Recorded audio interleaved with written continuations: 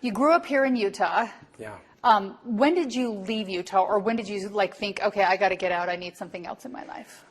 Well, you know, I don't know that I still feel like I don't want to get out. I really love it here. But I moved out of Utah after college. I took my time finishing college. I went to a few different colleges in Utah, and I finished at the University of Utah and moved to New York when I was 25. So tell me about your potpourri of education. Mm-hmm. Where'd you go? So I wanted to study with the Utah Shakespearean Festival, so I went to SUU for a year. And then after that, I went to Utah Valley University, UVSC at the time.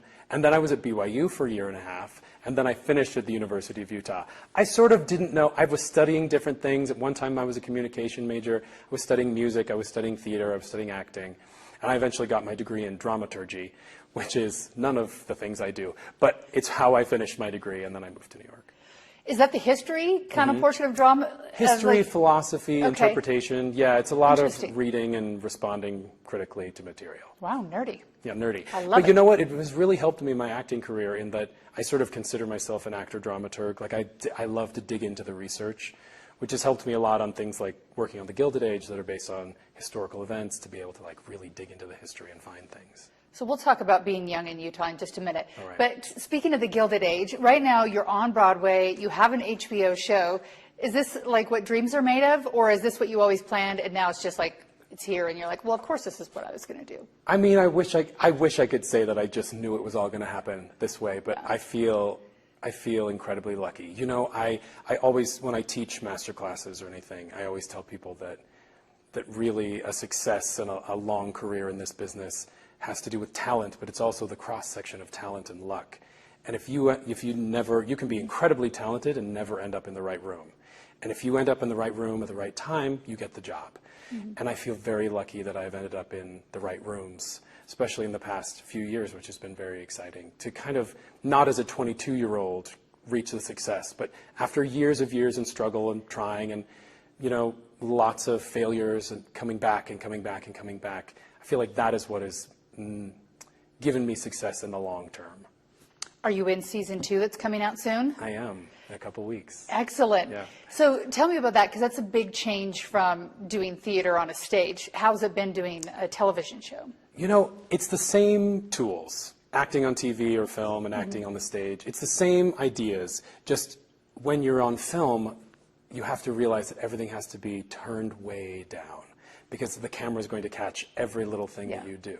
So when you're on stage, you need to kind of project things, and on film, you need to kind of keep them inside and just be really specific about what you're doing. John Adams is the role. Yes. Do people actually see you out and about now and recognize you from the show? You know, one of my favorite recognized moments was I was here in Utah when the first season was airing, and I was at a restaurant with my parents, and somebody came over to me and was like, I'm sorry to interrupt, but I just wanted to tell you, you're so great on the Gilded Age, and I loved it. And in front of your parents, it feels very good when I'm recognized, because they're like, oh, you did make it. You didn't make this up. So I do get stopped more in New York, where people know me in theater, than I do other places, but I have, yeah. So is this something that is fun, and you're thinking, okay, enough with Broadway, let's do TV or movies now, or do you want to be able to keep it all? I want to be able to keep it all. You know, I have kind of 3 different pockets of my career, which are I have a concert career where I go out and do concerts places. I have this TV and film thing, and I have my theater life. And all of them are really fulfilling in lots of different ways. I love working on television and film because it's so quick. You have to be really on your feet. It's like taking an acting class because you have to just respond to material quickly. And, you know, I was on a TV show several years ago. It was the spin-off of Sex and the City. It was called The Carrie Diaries. That was like my first run on a TV show. And I had a great time, but I did not love the material. And it took me a while to come back around to TV, and now I'm loving it again. So you like the history of what you're doing? And I do. I really love it. And also, it's a show that is full of theater people. It's a lot of Broadway people, which feels like a family reunion coming to set. I love watching that stuff. I always look and I'm like, why don't I live in an age with corsets and big hoop dresses and fancy men and all that? So it's fun. So fun. Yeah, I mean, we all have our own costume closet. They just bought had all these clothes made for us. And usually our costume designer has us just go pick out what we want to wear, and then they'll adjust things and stuff. depending. But it's so fun. It's ultimate dress up. Love it. Any secrets that you can tell us about it? If there's any Gilded Age fans out there that we should know, or like hints about what we should be watching for? I can't tell anything, especially because of the strike. I can't really like talk press about it. The strike is not the fun actor right strike. now. No, yeah. I mean, it has been going on a lot longer than we thought it was going to go on, I think. And, you know, the premiere was supposed to happen during the summer, and they've pushed it back and pushed it back. So it's finally coming out. But still, we're waiting. You know, we're still in the midst of all the negotiations now. So if the actor strike continues, does it not come out in October, and it could be November, December, January? No, or? they finally said we're putting it out no matter what. So it's definitely coming out. So it's coming out. How long ago did you film that? Over a year ago. We finished it over a year ago, which is not common. You know, I mean, that's it is a complicated show. There are lots of moving parts, lots of people. It's a very big show. So the editing process does take quite a bit of time, but that's still even a long time. And you're busy, meanwhile, on Broadway. I am working on Broadway, working on new shows as well, like developing new shows, and then going out and performing with symphonies and in concerts across the country. So you're coming here to Utah to do that. Is that fun to come back to Utah and get to be a big fish in a small pond? It's so fun. I don't get a lot of opportunity to perform in Utah. And when the Utah Symphony started to talk to me about this Christmas concert, I was so excited because coming home from the holidays is, you know, what you do. There are 20 songs about it I can think of right now. So I was so excited to come and share Christmas, which I love so much, with my home and with my home state. Do you still have friends you come hang out with from high school or like elementary school that you'll hope to see in the audience? Oh, definitely. Yeah, I still have a lot. You know, I try to come back to Utah as much as I possibly can. My best friend still lives here. I have a lot of family here. I have a big family. So I think they're all excited that I'm actually performing in a place here where they can come. Does anything make you nervous anymore, or does it all just seem like another day on the job? Oh, all the time. I'm nervous all the time. You know, I think that it's almost important to be nervous because it shows you care. I think sometimes if you feel like if you're so over it, you might not be great at it. And I feel like it shows that you care. And also, nervous and excited are so close. They can almost touch. They're almost the same thing. And so I really like to think about it as excited rather than nervous. But I still get those, you know, pre-show jitters right before I go on. And I sort of love it now. Yeah. I used to be scared of it, but now I love it. You've got a show this weekend, too, that you're doing. Tell us what you're up to. Yeah, I'm performing at the Equality Utah Gala with the Indigo Girls. I've been working on a musical that the Indigo Girls, Emily from the Indigo Girls, has written. And when I found out they were coming, I texted her and said, "Oh my gosh, you're going to do the Utah Gala. Thank you so much, the Equality Utah Gala." And she said, "You have to come out here and do it with us." So I'm coming out, singing a song with them and singing another song, and it's going to be really fun.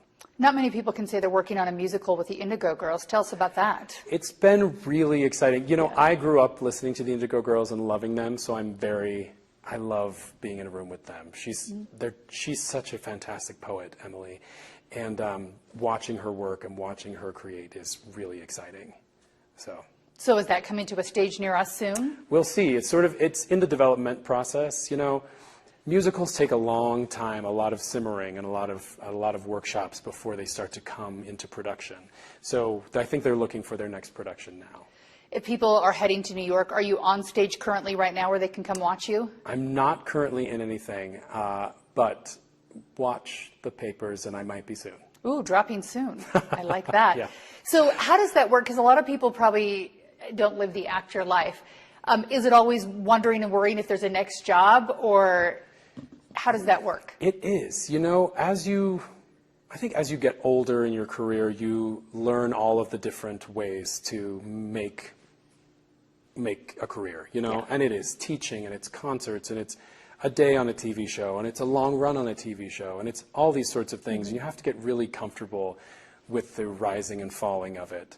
And it's really important to be buoyant in that, and to always, you know, you have to come back from disappointment a lot. And I think, you know, the difference between a lot of people, young people that I see who come to New York, who are so excited and hungry, they'll often get their first big job. And then that big job is going to end at some point, and then they have to go back to auditioning again, and they get really despondent because they think, well, I was in a Broadway show, didn't I just make it? But you never really make it. That doesn't really exist. You're always searching the next thing, And I think when I found that I could really create work for myself, I started to work a lot more. I started to feel a lot more fulfilled, which made my other work better. And that's sort of what it's about, is you just have to continually grow and continually search. Is it a storm sometimes? It seems to me that you were probably on Broadway at the same time that you were filming for the early season of Gilded Age, I think, right? That's right. Yeah, I was filming during the day and going and doing the Broadway show at night, which is exhausting and a thrill, and something that I would be so lucky if that ever happened again. But it is exhausting to get in a car at 5 a.m., go to set, film all day in your tuxedo up to your neck and be hot. You know, it's hot and tiring. And then you have to go to Broadway, dance and sing for 2.5 hours straight, and I would just go home and get in bed and collapse. So you slept well? I slept very well and very hard. What was your energy of choice? Did you just like run on adrenaline, or are you like a Red Bull guy? What keeps you going? You know, working on Broadway is a lot like being an athlete. You have to eat well, you have to sleep well, you have to take care of yourself. I found that if I had too much caffeine, I would crash later in the day and be exhausted. If you eat like a lot of like sugar in the morning or something, you get so tired by the afternoon, you just can't do it. So you really have to take care of yourself, and it's exhausting. When a Broadway show closes, everyone's very sad that it closes, but also you're so relieved. Just you can sleep and rest. You just want to sleep in. You just want to be home at 10 p.m. watching TV and going to sleep like other people. It's funny you say that, because I've been paying attention. Of course, it's hard to ignore Taylor Swift right now, but people talk about the fact that she's on stage for 3 hours or performing, and it takes a lot of energy to do that, and you probably have to be getting your sleep, like you said, exercising, because it's a workout on stage. That's exactly right. It is a big workout. Crazy. Yeah. So you're all grown up. You've made it, whether you like to admit it or not now. Right. When did your love for theater begin? Can you pinpoint it, or was it always something simmering? You know, my parents took me to see a production of The Fantastics when I was about 6. And there's a part in that play where they hold up a paper moon. And they say this represents the moon. And I remember, even being that young, that's the only thing I remember about that play. But I remember how theatrical and exciting it was to be like, oh my God, we're all pretending that that's the moon together. And I just thought it was so cool that the adults were playing pretend in this really exciting way. And then I saw my older brother in a play when I was in middle school, and I thought, oh, that's what I want to do. And that was when I was in 6th grade, and by 7th grade, I was in love, and still am. And sometimes it's not the easiest in junior high and high school, because they always need more boys or men in plays, but sometimes people are reticent. Were you reticent to join the theater geek world, or were you like, let's do it, I love it? You know, I was a theater geek whether I wanted to be or not. I don't think I could have escaped it, even if I wanted to. You know, I started doing school plays, but then right after that I started working in the community theater, and I was at school all day and at the community theater all night at the Hale Center Theater in Orem my entire junior high, high school career and life. And so for me, that was my second family. That was my second school. Was at nighttime I was going and learning about theater in all sorts of ways at those community theaters that I worked at night. So even if I didn't feel like I belonged in high school or at school, which I sort of did, but not exactly, I knew at night I really belonged, because I knew I was accepted and belonged with those people. So you're gay, if people don't know this. Yes.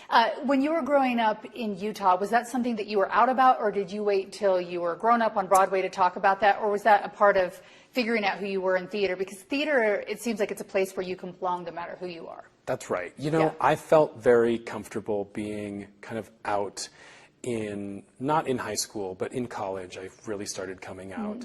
And within the theater community first. Yeah. And I moved to New York, and at that time when I moved to New York, there was a lot of pressure to pretend you weren't gay. And this was not that long ago. And there was a lot of pressure. Because you wouldn't get a role? Because you wouldn't get a role, you wouldn't be cast in things. And I had a manager, in fact, who told me to not talk about it. And I was doing a lot of interviews because I was in a play, and he said, if they ask, just say that you don't want to talk about it and move on. And I said, no, this is not something I can hide. This is really who I am. Now, I don't want to pretend that I'm all noble and I was like, I'm just strong. To me, it was just obvious. And I, from the start, was an out gay actor. And maybe that did hurt me. Maybe he was right. But I wasn't ever going to do that. In fact, he and I parted ways working together soon after that because it was clear that we did not see eye to eye on things. And so that has always been where I was. And I've played a lot of straight people. I've played a lot of gay people. And I think that now it is a much different world. Isn't that what acting is? Yeah. Why are we not pretending? And so at the time, it was difficult. And I think that a lot of people questioned whether or not it was the right thing to do. But it is just what I did. But you followed your heart. I did. Yeah. I followed what I thought was the right thing. Do you feel like it has any barriers now, or you're just... It might. It still might. I think that casting directors and creatives are much more open to anybody being right for the role. And I play all sorts of mean, very, for lack of a better word, heterosexual men who are, I play a lot of bad guys sometimes. And I think that sometimes I'm such a nice, from Utah, gay dad that sometimes I come into an audition room and people are expecting that from me, and I think I get a lot of surprise from people that see I can be quite mean. You can be scary if you need to be. I can be mean and scary if I need to be. So, see, I seem really nice. You do. I'm sorry, really nice, I'm just not buying it. But I know. But you'll come and see. Yes. So I think that there's a lot more open-mindedness about it now. Did you ever have times growing up in Utah where you felt worried or scared about coming out? I really did. I have incredible parents who, it was very simple for them to just love us and love me no matter what. And that, I know that is not a lot of people's experience, especially coming from conservative backgrounds, whether it's Mormon or anything else. Yeah.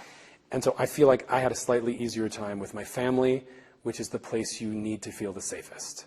And so because I felt safe in my family, I feel like it was easier for me to come out to other people who might judge me for it, because I knew that I was okay at home.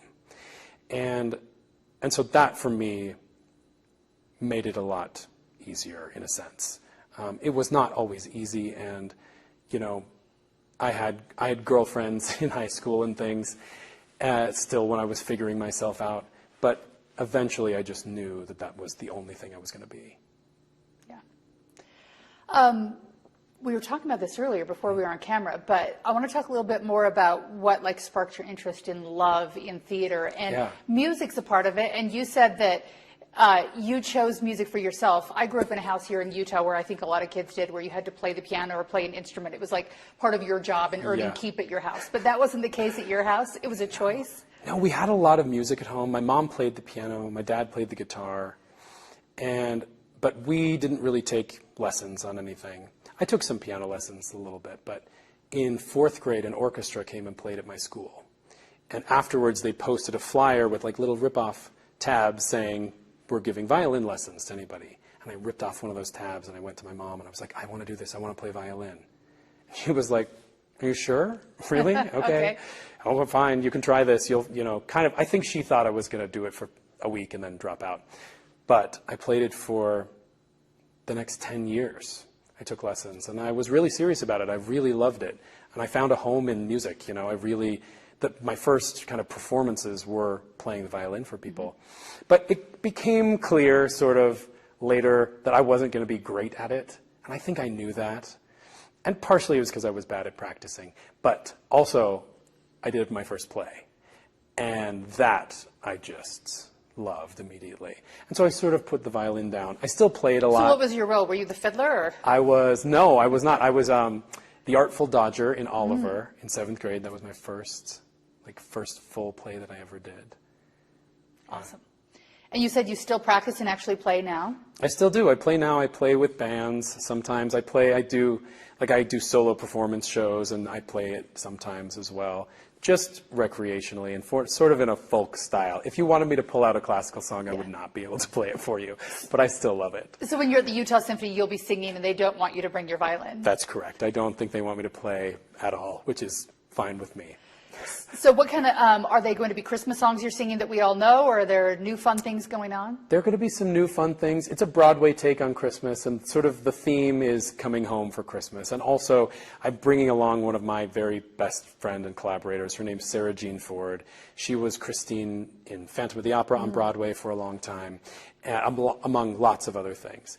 And she and I have worked together many times. And we sort of see eye to eye on a lot of things, and I knew she would be a great collaborator. And so we've put together this show that's about coming home for Christmas. It's sort of about me bringing her to Utah for Christmas. She grew up in LA and wasn't very Christmassy, and I grew up in Utah and was very Christmassy. And so it's sort of about me bringing her home and having a Utah Christmas with me for the first time. Very fun.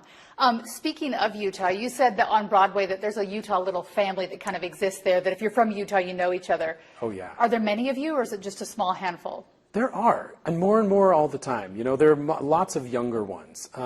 Sort of when, like, people, there are very few of them that are my age-ish, but there are a lot more younger ones. But it's true, it is a Mormon Mafia of theater in New York. We all keep tabs on each other. We all know what each other's in and support each other. It's pretty great. So if people are from Utah and they want to go see a Utah on the stage in Broadway, you can pretty much always find one? Oh, yeah. You can always point to somebody in some show. They're always somebody. That's fun. Tell me a little bit about family life. You have a little boy. I do. We have a 6-year-old son who's in first grade in New York City, which is very nice. That is fun. Yeah. Vastly different than growing up in Utah, though. It is very different than growing up in Utah. And I was saying this to you earlier, but there was a lot of time when we were, you know, when he's been growing up in New York that I've thought, where's his yard? Where's his, you know, I grew up running around in fields in the middle of nowhere.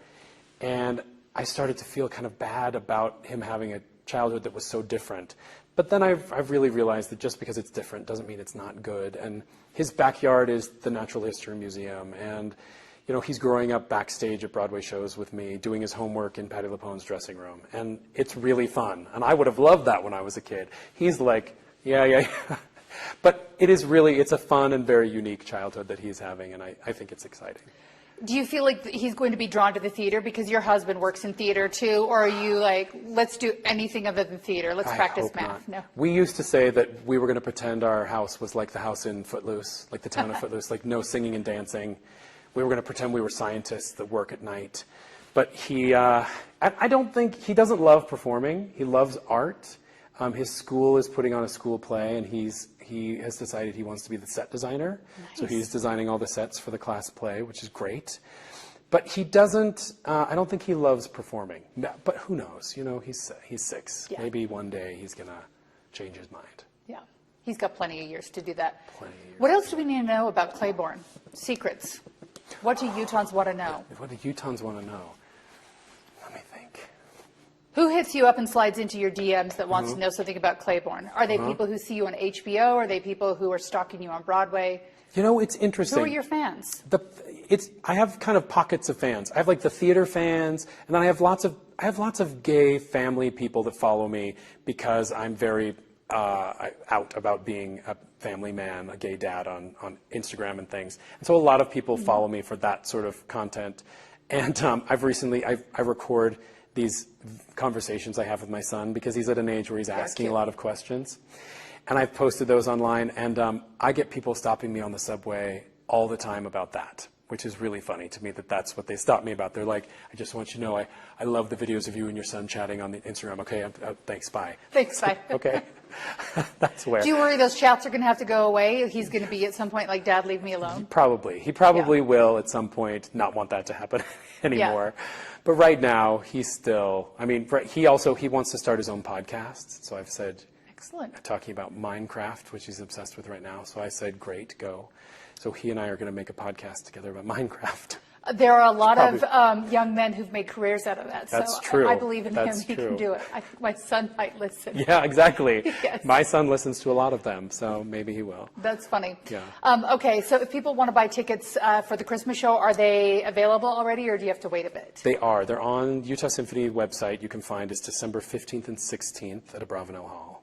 All right, so short run. People have to get in and get fast. 2 nights.